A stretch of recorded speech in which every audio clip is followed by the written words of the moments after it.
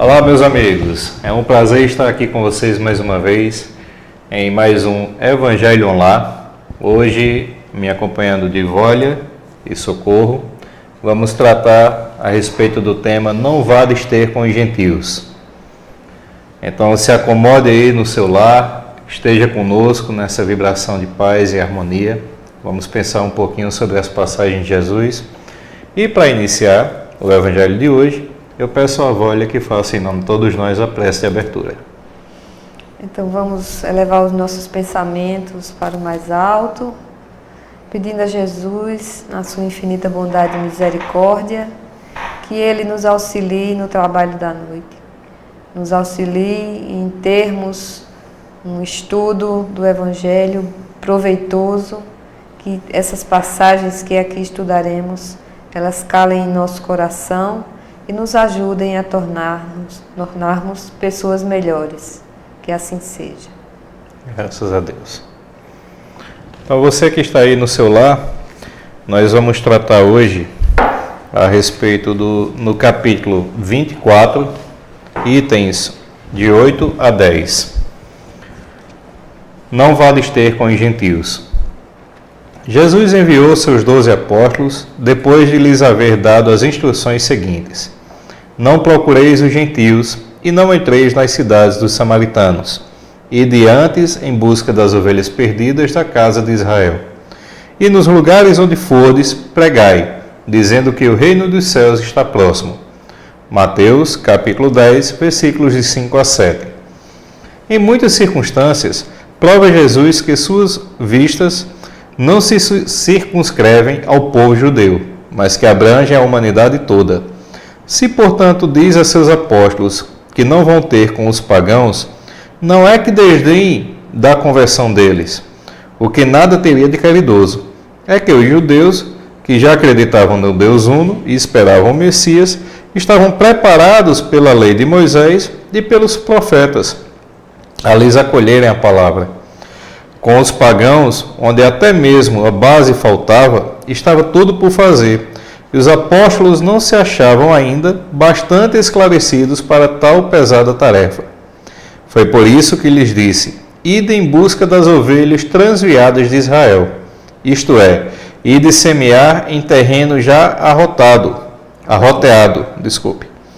Sabia que a conversão dos gentios se daria a seu tempo. Mais tarde, com efeito, os apóstolos foram plantar a cruz no centro mesmo do paganismo.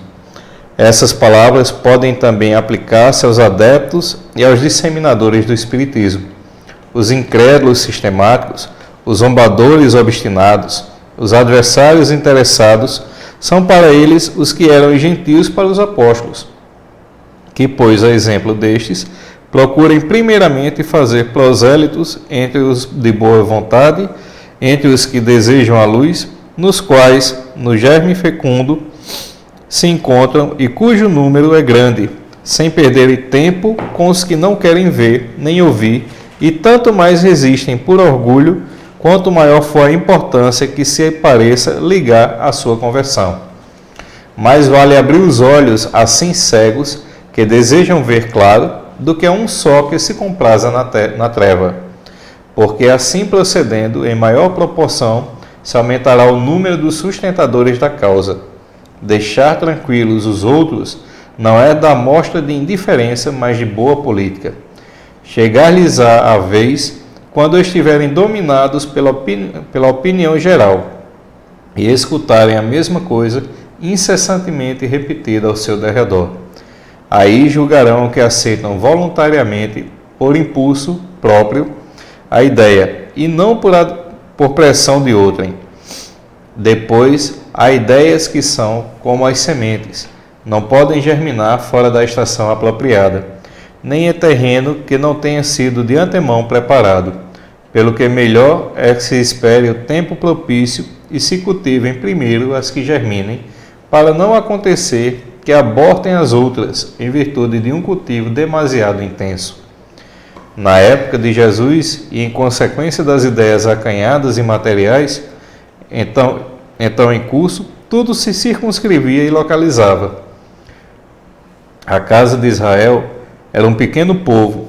Os gentios eram outros pequenos povos circunvizinhos. Hoje, as ideias se universalizam e espiritualizam. A luz nova não constitui privilégio de nenhuma nação. Para ela não existem barreiras. Tem o seu foco em toda parte e todos os homens são irmãos. Mas também os gentios já não são um povo. São apenas uma opinião que se topa em toda parte e da qual a verdade triunfa pouco a pouco, como do paganismo triunfou o cristianismo. Já não são combatidos com armas de guerra, mas com força de ideia. É interessante, né? Jesus ele pedia para que se priorizasse então aqueles povos que já tinham um certo embasamento, que conseguiria elucidar e compreender melhor aquela ideia que estava sendo cultivada, né? É como se isso me fez lembrar também a questão da colheita, né? Onde se a gente joga a semente no terreno pedregoso, ela não vai germinar. Se a gente joga no terreno também muito molhado, ela também não vai conseguir germinar. É preciso que o terreno esteja arado e preparado para que a semente possa dar o seu fruto. Não é assim? É importante também, acho que pontuar historicamente quem eram esses povos que Jesus se referia, né? Por que não procurar logo os samaritanos? Por que não procurar os gentios? Quem eram os chamados gentios? Então, gentios eram aqueles povos que não eram judeus, aqueles povos que não seguiam a Torá, que não seguiam a Yahvé, que era o Deus dos judeus. E os samaritanos eram um povo dissidente, era um povo que seguia os mandamentos de Moisés, mas havia uma dissidência histórica causada desde a época do século 8 a.C., quando houve a dissensão do povo de Israel, com a morte do rei Salomão, houve a cisão das 12 tribos e as tribos do norte, cuja capital era Samaria. Então esse povo passou a observar apenas o Pentateuco mosaico e não os outros livros, e também introduziu algumas práticas que não eram aceitas pela religião. Como também houve um problema que houve uma invasão dos assírios e houve uma mistura de raças entre esse povo semita com o povo assírio, causando para os judeus que primavam pela pureza da raça, como se aquele povo, o povo samaritano, fosse um povo proscrito, fosse um povo que deveria ser considerado menor. Então, por isso, por todas essas diferenças e por observar Jesus, que, como você falou, os gentios, eles eram ainda politeístas, eles não tinham o conhecimento de um Deus monoteísta, não seguiam as práticas, não seguiam Moisés, isso mesmo. E existia essa dissensão com os samaritanos, Jesus não querendo causar uma polêmica e sabendo que era preciso que ele preparasse até mesmo o seu povo, né? Aquele que estava mais amadurecido para receber a sua mensagem, a sua palavra. Então, que primeiro se amadurecesse aquele fruto, que primeiro se preparasse aquele terreno que já estava, como diz o texto, arroteado, já estava arado, que aquele terreno produzindo bons frutos, seriam mais trabalhadores que futuramente se viriam para levar a sua palavra aos gentios e aos samaritanos. Porque a gente observa no Evangelho que Jesus, de forma nenhuma, ele colocou preconceito relativo aos samaritanos. Porque quem é que ele exemplifica em seu Evangelho como exemplo de caridade? O bom samaritano. O bom samaritano. Quem é que ele exemplifica como exemplo de fé? Também a mulher samaritana. Então a gente observa que ele usou o povo samaritano para exemplificar a bondade, a fé, a caridade. Então ele não fez acepção de pessoas. Ele apenas, como estava preparando os seus discípulos para que uma missão, né, para que eles exercessem uma missão, e sabendo ele que posteriormente viria aquele apóstolo dos gentios que foi Paulo de Tarso. Como a gente vê o texto aqui, ele diz: ide antes em busca das ovelhas perdidas da casa de Israel. Não deixe de ir aos gentios, mas vá antes aos seus. Exatamente. Quer dizer, ele não quer dizer que nunca vá aos gentios. Ide antes as ovelhas de Israel e posteriormente Socorro, dá a entender também, pela bela introdução que Vólia nos fez, que ele diz o seguinte: arruma primeiro a tua casa e depois cobra da sociedade. Não é? Que na verdade esse texto de Mateus, ele está na parte, vamos dizer assim, da preparação dos apóstolos. Isso. Não é? Ele tinha realmente, já não pode imaginar que Jesus não sabia o que ia acontecer, né? Jesus tinha consciência plena. Uhum. E aí eu preciso de tempo. É a história do comunicador. Você tem 15 minutos para falar. Você vai falar o quê? O mais importante. Não é? O que tiver mais importância. Nossa Senhora, mas aquele menino dali tem um grande potencial. Só que aquele menino tem um potencial, ele ainda não está pronto. Eu preciso chamar. Existe dentro da casa inúmeras pessoas que frequentam. Mas há um cuidado com quem você vai tratar para um atendimento fraterno, por exemplo. Você precisa estar preparado. Uhum. Paulo, como ela colocou, que é o apóstolo dos gentios, tinha toda uma formação para compreender e para penetrar naquelas mentes. Ele próprio foi um que experienciou isto. E mais interessante, a gente colocando Paulo, o Paulo de Tarso, a gente vê que Paulo, na verdade, antes de Paulo, Saulo ainda, era o maior perseguidor dos cristãos, porque ele ainda não estava pronto. Ele era quase um gentil, né? Não é isso? Era quase um gentil. Ele ainda precisava daquela reforma íntima com que ele passou, daquele contato, né? Daquela experiência do deserto de Dan. Por que é que me persegues tanto, Saulo? Uhum. Não é? Então, assim, às vezes a gente precisa ser os nossos gentios, né? A gente precisa da reforma, com certeza. A gente, muitas e muitas vezes, a gente não conhece o que tem dentro de nós mesmos. Quais são as nossas limitações, quais são as nossas prioridades, quais são os nossos limites, quais são as nossas qualidades, né? Então, eu acho que é mais ou menos isso aí mesmo. Primeiro arruma a tua casa, purifica o teu lar e depois vai ter com a sociedade. Ou seja, é por isso que a gente, o espírita muitas vezes ele é questionado por bater tanto na reforma íntima, né? O espiritismo muitas, exatamente, não é? Porque como é que eu vou cobrar a paz, o amor, a bondade e a caridade se eu não pratico isso daí, né? Veja só, Vólia falou uma coisa que eu também acho bem interessante a gente pensar. 700 anos antes de Cristo, Isaías anuncia todos os erros que estão acontecendo dentro dos povos. É quando tem a invasão, que ela falou, a invasão assíria.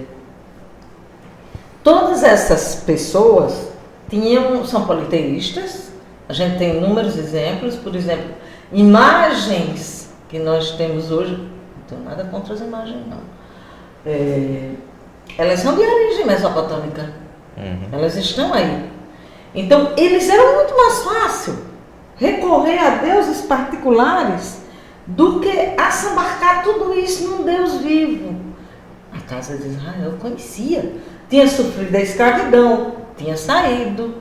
E o povo judeu era muito mais preparado. Inclusive, eles já tinham muitas proibições. Muitas proibições. Por isso que Jesus sofreu tanto no meio do povo. E ele dizia que um profeta não faz milagres dentro do seu povo. É muito mais do que isso. Por conta do descrédito que havia, né? Implantar o amor no coração das pessoas é difícil. Agora você imagina que ele está preparando 12 de um grupo que tinha ido. Separa 12 e vai preparar. E concede a eles o dom e a capacidade de expulsar demônios, entre aspas, né? Então ele está preparando 12, mas não era só 12 que ele tinha. Ele tinha um outro para escolher. E escolheu, olha, eu sei que eu só tenho um tempo exíguo. Eu tenho que preparar o povo que vai prosseguir com essa ideia. O povo que vai, vamos dizer assim, implantar essa semente que você tanto falou, nos terrenos que vão surgindo. E capta Nossa Senhora, viu? Mas E Paulo a gente, realmente é fantástico. e a Você gente conhecer Paulo. estudando Atos dos Apóstolos, a gente estudando todo o decorrer, toda a caminhada dos discípulos de Jesus, a gente vai ver quantas diferenças de opinião, de posturas havia entre eles, né? Então, como pensar que Jesus poderia colocar essas pessoas que receberam a missão porque já vinham preparadas da espiritualidade, que a gente sabe disso, mas que eram pessoas ainda que tinham um entendimento, vamos dizer, dentro daquela época.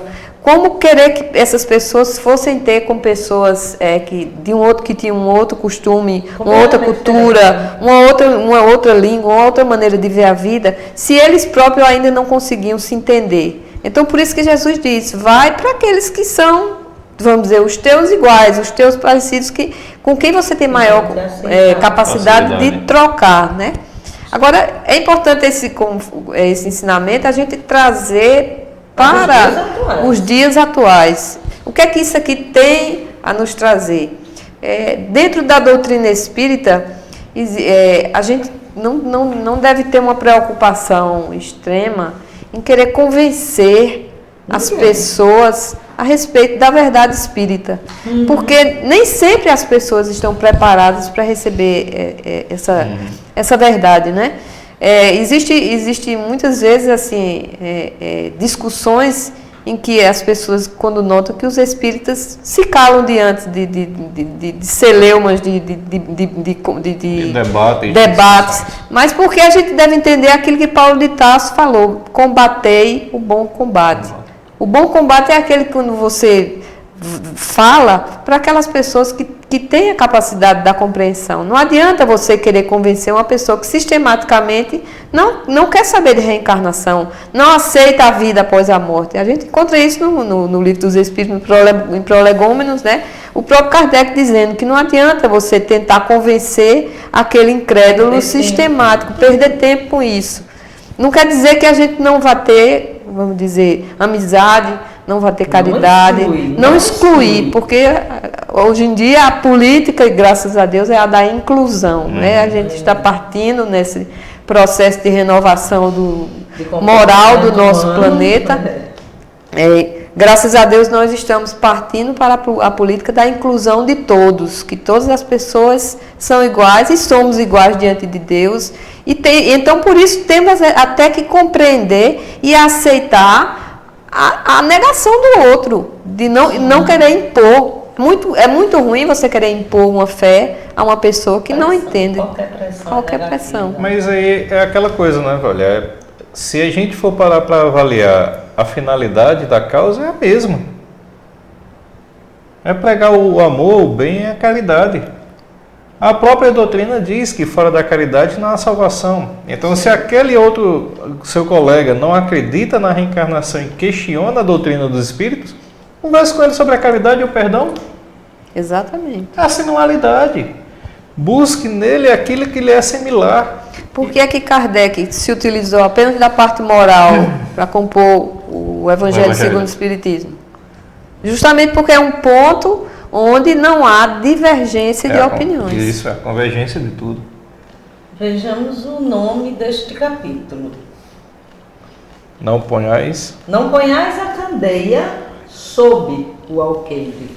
Você acende uma lâmpada, você pega uma informação e você vai distribuir aquela informação com qual objetivo? Você vai trabalhar aquela situação com qual orientação? Não ponhais a candeia sob o alqueire você acendeu a luz. Você tem um entendimento. Seu entendimento está comprometido com o amor. Então, por favor, você não vai falar com quem não entende ainda de amor. Não vá se esfalfar e perder o seu tempo que você deveria estar entregando com as pessoas necessitadas e disponíveis. Os médicos dizem, você só se cura de uma doença quando você quer se curar. Existe toda uma medicação a ser ministrada no paciente, entretanto, ele cura-se a partir do desejo de se curar. E nisso daí nós estamos vendo, agora está vindo muito à tona, né, com a questão da medicina quântica, o quanto a oração, a prece, a imposição de mãos tem feito bem. Mas olha quantos séculos já se passaram desde Jesus. Quanto que a espiritualidade tem trabalhado em todas as manifestações espiritualistas para que se chegue a essa conclusão. Que somos energia e que essa energia tem um poder de ação moralizada. O Espiritismo faz isso. Vocês viram que o passe foi aceito pelo Ministério da Saúde, Saúde. como prática de saúde? Prática de saúde. Pois é. Então a gente tem que ver que Jesus aqui, quando ele diz, não vá esteve com os gentios, não estava excluindo os gentios. Agora o que é mais interessante é que me veio aqui agora, por que as pessoas questionam tanto o fato de Jesus ter falado por parábolas? Né? É exatamente isso aí. Mas é importante que se perceba o que significam as parábolas. Normalmente as pessoas entendem, quando Jesus falava por parábolas, que ele falava para dificultar o entendimento. Mas Não. é totalmente o É o contrário. contrário. As parábolas são histórias que têm fundos morais, que se utilizam de pessoas, diferente das fábulas que se utilizam de animais. Mas elas sempre trazem uma história com um fundo moral. Então Jesus se utilizava das parábolas com os ensinamentos da época, com os costumes da época, com as pessoas da época, para trazer aquele ensinamento por, vamos dizer, por semelhança, né, de situações, de identificações. Então, ele falava por parábolas para facilitar, como pedagogo, o andragogo que foi, ele, e que é ainda, né, ele trazia o ensinamento com simplicidade, e é por isso que tocava o coração das pessoas, porque Jesus não vinha com arrogância, ele vinha se igualando, ele vinha como um homem do povo, se igualando ao povo, trazer aquele ensinamento. Ele não se colocava num púlpito, num pedestal, para chegar ao homem. De Paulo. Qual foi a maior dificuldade de Paulo? Tirar a toga, sair da tribuna, deixar de ser o julgador para ser aquele que compreende, aquele que abraça, aquele que ama, aquele que doa, aquele que passa por cima do seu próprio espinho para acolher o irmão. Então, essa alteração de comportamento, ela é fundamental para você reconhecer o cristão. Seja que manifestação religiosa for, aquele que abraça o Cristo interior e dá-lhe vida. Exatamente. Essa é a grande dificuldade. Não tem nenhuma exclusão. É bom que a gente diga sempre isso. Ao contrário. Ao contrário, é preparando para o acolhimento. E nesse processo de inclusão é importante que a doutrina, assim, observe que a doutrina faz isso com maestria, é de que quando acolhe as pessoas dentro da casa espírita, ela não se incomoda com que religião a pessoa faz. Se você é católica, quer continuar no catolicismo, continue no catolicismo, continue na religião protestante, fique naquela religião onde você se sente melhor. Embora você venha à casa espírita fazer um tratamento espírita, como a gente que trabalha, que lida com atendimento fraterno, que lida com a educação dos sentimentos, a gente recebe gente de todas as religiões ou de nenhuma religião, Sim. Não é? E acolhe, e o sentido é esse, não é você querer, através da doutrina, obrigar e incutir que a pessoa seja espírita, porque isso é um amadurecimento que vem de dentro para fora. É natural. A gente se torna espírita não por convencimento de outro, mas é como que uma flor que brota dentro da gente, é algo que brota que faz com que o entendimento apareça, né? A gente entra na casa espírita pela dor, a gente entra na casa espírita pela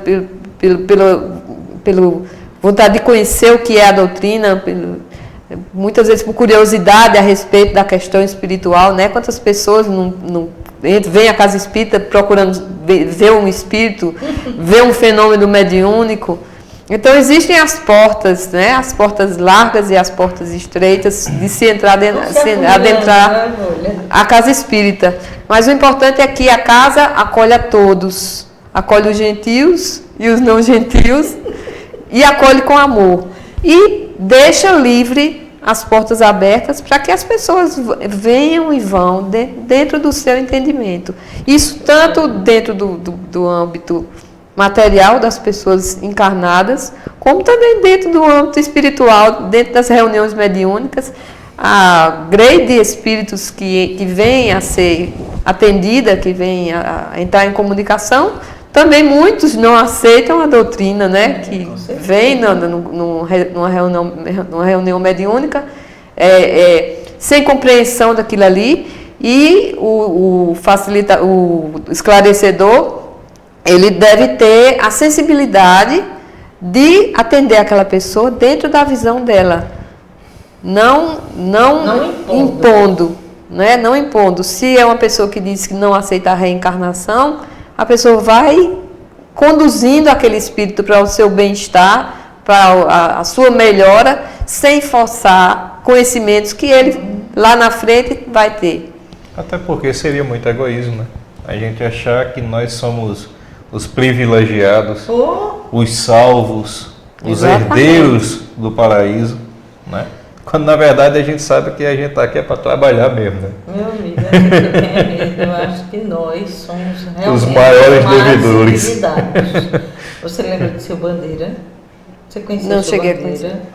Seu Bandeira dizia muito: minha filha, ninguém fica com a responsabilidade de ser espírita por acaso. Nós somos os maiores endividados. Agora, voltando a essa parte amorosa que você falou, do acolhimento, eu gosto muito de pensar o seguinte, olha, nós todos somos o quê, afinal de contas? Espíritos. Nós estamos encarnados, mas somos espíritos. Então, se somos espíritos, você já imaginou a trajetória de um espírito que sofreu uma mutilação material e que aquilo é resultado perispíritico? Como que ele vem agora para sanar, resolver algumas questões? E como que a gente rejeita ainda? Como que ainda gera, vamos dizer assim, um certo distanciamento? Como nós ainda estamos enganados. Tanto as pessoas espíritas e não espíritas, graças a Deus, estão, como você enfatizou, engajadas nesse processo de inclusão. E o processo de inclusão, ele subjaz e se propaga no mais alto a questão de que somos imortais e espíritos. Com certeza. Imortais e espíritos. Por isso a necessidade do acolhimento, da compreensão. Quando se tem conhecimento, como é o caso dos apóstolos, né? Nós somos imitadores, graças a Deus. Somos imitadores deles. Quando se tem o conhecimento, se tem uma responsabilidade maior. A quem mais é dado, mais é cobrado. Bem, a gente sabe que o tema é vasto, que o tema é amplo, e se deixar a gente vai passar a noite inteira comentando e discutindo sobre isso daqui, né? Infelizmente o tempo já é passado. É o tempo certo. E a gente agradece a presença de todos vocês que estão sempre nos acompanhando pelas redes sociais, e dizer que é um grande privilégio para a gente ser propagadores da educação cristã que a gente herdou de Jesus, né? Que na verdade a intenção de tudo isso é propagar o bem, o amor, a paz e a caridade, para que estes sentimentos sejam constantes em nossos corações daqui para frente. Então, obrigado a todos vocês que nos acompanham, que Jesus fique sempre conosco. E para finalizar o Evangelho Online da noite de hoje, eu vou pedir à nossa amiga Socorro que faça em nome de todos nós a prece de encerramento. Jesus, obrigada pela oportunidade que tivemos de aqui meditar um pouco na generosidade dos teus ensinos. Jesus amado, que deste estudo de hoje tão salutar fique impressa na nossa mente para todas as atitudes, permear de amor todo o acolhimento, incluindo todos os irmãos, sejam eles da nossa compreensão espiritual ou ainda arredios à percepção do teu Criador. Sejamos todos nós reconhecidos por semearmos fraternidade. Que Jesus abençoe este grupo, este trabalho e que permaneça na sua generosa atividade com os nossos amigos espirituais. Graças a Deus. Graças a Deus. É isso, gente. Fiquem sempre com Jesus. Um beijo no coração de cada um de vocês. Até mais.